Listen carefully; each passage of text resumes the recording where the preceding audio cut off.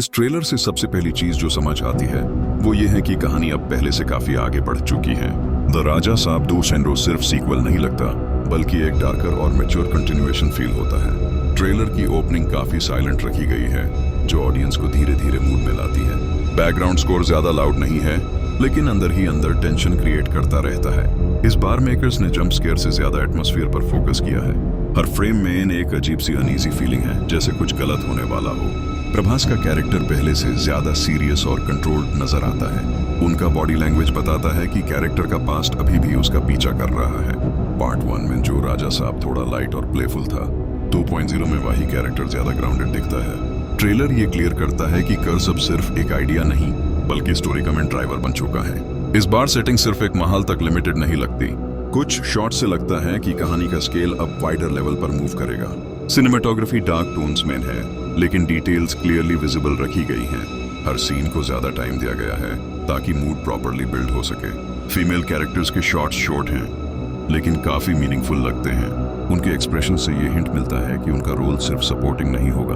Music का use काफी subtle है, जो हॉरर को ज्यादा रियलिस्टिक बनाता है। ट्रेलर में डायलॉग्स बहुत कम हैं, और ये एक अच्छा डिसीजन लगता है। जब भी कोई डायलॉग आता है, वो डायरेक्टली स्टोरी के वेट को फील कराता है।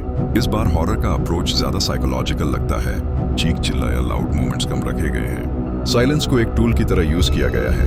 प्रभास का कैरेक्टर सिर्फ हीरो जैसा बिहेव नहीं करता, वो ज्यादातर एक मिस्टीरियस प्रेजेंस जैसा फील होता है। ट्रेलर के कई सीन्स जानबूझकर इनकम्प्लीट रखे गए हैं। ये सीन्स ऑडियंस के लिए क्वेश्चंस छोड़ देते हैं। पार्ट 2 में कर्स का इम्पैक्ट सिर्फ राजा साहब तक लिमिटेड नहीं लगता, उसका इफेक्ट आसपास के लोगों पर भी पड़ता हुआ दिखाया गया है। इस वजह से इमोशनल स्टेक्स पहले से काफी हाई हो जाती हैं। ट्रेलर का एडिटिंग पैटर्न फास्ट नहीं है, हर शॉट को ब्रीथ करने का टाइम दिया गया है। कॉमेडी एलिमेंट्स ट्रेलर में ऑलमोस्ट एब्सेंट हैं। इससे ये सिग्नल मिलता है कि टोन इस बार ज्यादा डार्क होने वाली है। प्रभास के एक्सप्रेशंस काफी रिस्ट्रेन्ड और नेचुरल हैं। वो ज्यादा बोलकर नहीं, बल्कि आंखों से एक्ट करते नजर आते हैं।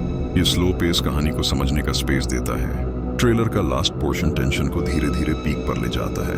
म्यूजिक थोड़ा इंटेंस होता है, लेकिन फिर भी कंट्रोल में रहता है।